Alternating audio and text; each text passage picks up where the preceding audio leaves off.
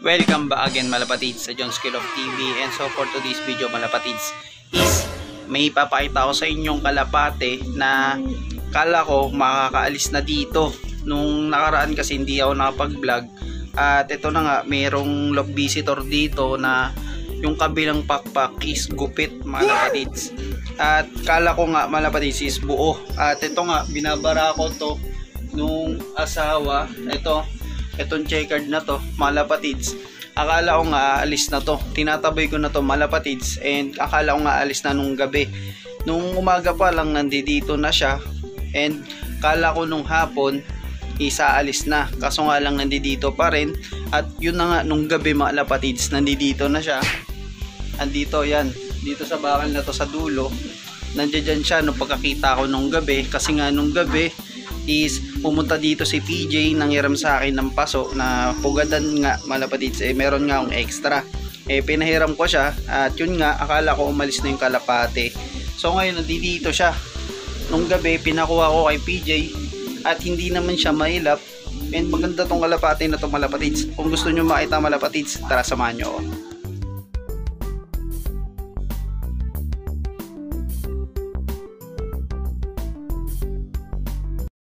At eto na nga malapatids, eto na nga yung sinasabi ko sa inyo na bagong loft visitor dito sa ating loft. At ito, mapapansin mo, napakagandang kalapate nito. Almost 4 days na to sa akin at hindi ko siya mapakawalan malapatids, gawa ng yung kabilang pakpak niya gupit. Ngayon lang ako nakakita ng matapang na babae na buwabara ko. At grabe manok ato malapatids. Ito, unting ano ko lang ng kamay ko, no? Galit na galit. Ayan. Babae ito malapatids, no? Grabe manok ka. Papakita ko lang sa inyo yung kabilang pakpak niya na gupit. Ayan malapatids. Yung kabila niyang pakpak is gupit. Hindi ko siya mapakawalan dahil nga itong, grabe galit na galit talaga, no? Ayan, galit na galit. Papakita ko lang sa inyo yung pakpak niya na gupit. Ayan, no? Gupit yung pakpak.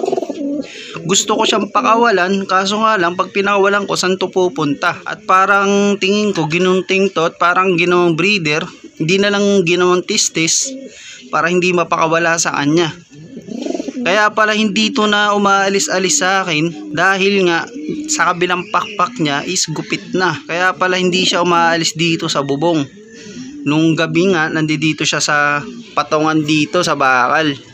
Nandiyan siya. Tignan natin ngayon malapatids kung ano bang klaseng kalapati to, kasi napakaganda. Tignan mo naman yung pagka blue bar niya. Yung blue bar niya may halong pagka batik-batik. At yung pakpak kulay puti. Sa singsingan niya parang clip ring. Pati dun sa kabila kulay itim din na mayroong singsingan din. Ito napakagandang ibon, sayang naman napakawalan ninyo. Pero gagawin natin dito malapatids, tatanggalin natin yung ginupitang pakpak, kasi nga hindi ito makakalipad nga ng mataas kung sa kabila is hindi nga buo, ginupitan siya. At ito papakita ko sa inyo ng buo malapatids at hawakan natin, kaso nga lang napakatapang nito, no? Ngayon lang ako nakakita ng babae na sobrang tapang. Ayan, kung mapapansin mo sa lahat ng mga babae ko is talagang mainhin, hindi ganito ka-agresibo, napakatapang. For sure is hento. Ayan, tsaka yung pagkabara ko niya hindi pulido. Ganito ang parang tingin ko, parang Amazon ng kalapati ito, napakatapang, grabe man ka. Ayan. A few moments later. At ito na nga malapatids, ito yung loft visitor natin na kalapate na napakaganda. Pag ginawa mo medyo hindi naman siya mailap. At ito nga, napakaganda ng mata. Yung pakpak niya, white flight dito, ayan, sa dulo merong itim na pasingit na number 10. Ito number 10, kulay itim yung pakpak. Tapos sa kabila, eto nga, mapapansin mo ginunting. Dito naman sa kabila, parang tatlo yung itim na pakpak niya. Ang gagawin ko na lang dito malapatids, bubunutin ko yung pakpak nito dito sa kabila. Ito, nandito. para pag tumubo na tong kabila niyang pakpak is mapakawala natin. Baka tumagal to ng mga siguro isang buwan kasi nga antayin pa natin yung pagtubo ng kanyang pakpak sa kabila. Maliit lang siya nahin at bulto yung katawan niya, full body. At dito makikita niyo ito, parang ano lang to, cable tie na nilagay dito. At sa kabila ito clip ring. Hindi ko alam kung clip ring bang nilagay dito. Ito, parang nilagay lang ata to. Parang di rin naman siya clip ring. Ito yung kalapati na yun, malapatids, napakaganda. Ayan, malinis.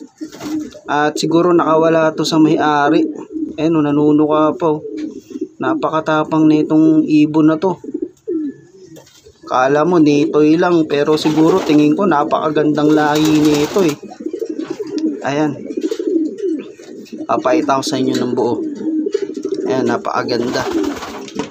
Ayan. At ibabalik na natin to sa cage. At bubunutan na natin to ng pakpak. A few moments later.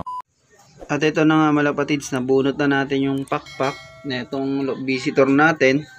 At ito nga, meron ditong 8 nagupitan na pakpak malapatids. At ito, merong 4 na puti at meron ding 4 na tingin ko na kulay itim malapatids. At dito meron din halong puti-puti dito. For sure, ito itim to malapatids. At ito na nga, ito yung ibon na yon, medyo naiilang-ilang siya dahil nga nabunutan natin ng pakpak malapatids. Napakaliit lang nito nahin. At ito nga, napakaganda rin talaga. At itong mga droppings niya, buo-buo naman. Hiniwalay ko na lang din para hindi siya mahalubilo dito sa loft natin. At ayan, inaano niya yung pakpak niya. Tatapon na rin natin to sa basurahan itong mga pakpak na nakuha natin. At mapapansin mo, wala siyang kuto. Ayan, napakalinis din. At ilalagay na natin to sa basurahan. Ayan malapatids, natapon na natin. At ito nga, mayroon na rin ako mga tinapon dito mga itlog. Ayan, nandito. So marami na akong natapon na itlog dito. Siguro mga nasa 10 na malapatids. What? At ito na, papait na natin uli itong visitor. So tingin ko, ito sa pagbunot natin ng pakpak, stress to ngayon. Dahil parang tingin ko nasaktan talaga to dun sa pagbunot natin ng pakpak niya. At aantayin na lang natin to na tumubo uli itong mga pakpak niya at para mapakawala na natin tong visitor na to. At konting update lang muna din tayo sa mga flyer natin at hindi nga tayo nagpakawala ng ating mga kalapate. Ito na nga malapatids, good news dahil itong si Lebron ay meron na siyang pares malapatids. So ayan, successful, meron na nga siyang pares. At ito yung pares niya ngayon, itong anak ni Crack 52. Kaso nga lang malapatids, itong pinaparisan niya ngayon, masyado pambata malapatids. Ayan siya ngayon ang reyna dito sa taas malapatids. Ang nangyayari ngayon, si Lebron is nanliligaw pa. Ayan nang upo-upo pa. Tingin ko, mga ilang linggo, siguro na to, pares na tong dalawang to. At itong si Lebron is maghahabol na dito sa babae na to. At mapapansin mo dito sa mga kalapati natin ngayon, onti na lang. Pero kala nyo marami pa rin, onti na lang. At kung mapapansin nyo dito malapatids, dito meron nagpupugad dito na blue bar, white flight at yung checkered na cock. Meron nga nagpupugad dito malapatids. Ayun nga yung sabi ko sa inyo na ibebenta ko yung kalapati na yun. At good news nga malapatids, meron nga bumili dun sa magpares nating kalapati at isa sa subscribers natin na gustong bilhin din yung kalapati na yon. At nag-meet up kami noong nakaraang araw. At ito na nga, wala na nga dito yung blue bar white flight natin at yung isang checkered na cock. Yung blue bar white flight na yon is anak ni Crack 52. At yung isa naman malapatid yung cock, yung magulang din nun na naibenta ko na rin dun sa isang kalapatids din natin. At yun na nga, na sold out na nga yung kalapate. At ito na nga malapatids, ito yung bago na naman na pares ni Crack 52 na si Brown, na asawa dati ni Lebron. At ito na nga lang mga kapatids yung update natin. Mga nagpupugad na naman dito, nilagyan natin ng paso. Ayan. At ito si 250. At yan si Brownie. At ito din yung pares natin na dalawa, street bar tsaka isang blue check. Ayan. At dito nga mga kapatids, dito nagliligawan itong dalawang to. Ayan, si Lebron ito. At ito yung isa na anak ni Crack 52. Ayan, parehas blue bar. Kung mapapansin mo dito mga kapatids, itong blue bar na to, hindi pa full yung pagka tubo ng pakpak niya. Dahil nga, meron pang natira dito sa mga bandang likod niya. Ayan o, meron pang parang lipas inakay pa. Hindi pa totally na buong buo yung mga balahibo. Ayan. A few moments later. At dito na lang muna update natin mga kapatids dito sa video natin. At doon sa may-ari ng Kalapate, alam kong malapit lang siguro din yun dito sa lugar ko. Kasi nga dito lang din siya napadpad. At kung mapanood mo naman tong video na to, comment mo, i-message mo ako para mapakita mo sa akin yung picture at ibibigay ko din agad sa iyo yung ibon habang kahit hindi pa tumutubo yung pakpak. Kasi nga pag tumubo na itong pakpak na to, papakawalan din natin tong Kalapate na ito.